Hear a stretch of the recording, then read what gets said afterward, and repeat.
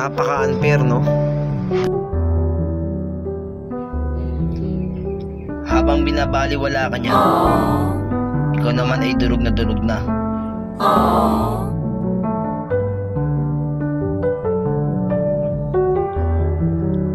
Kung ayaw na sa'yo, wag mo na ipilit ang sarili mo.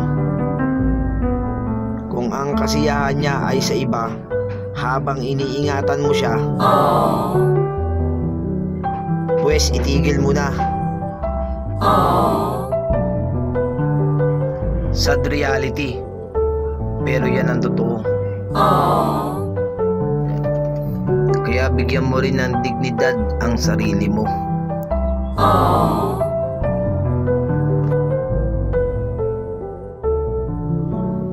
Dahil hindi lahat ng love story ay nauuwi sa magandang ending.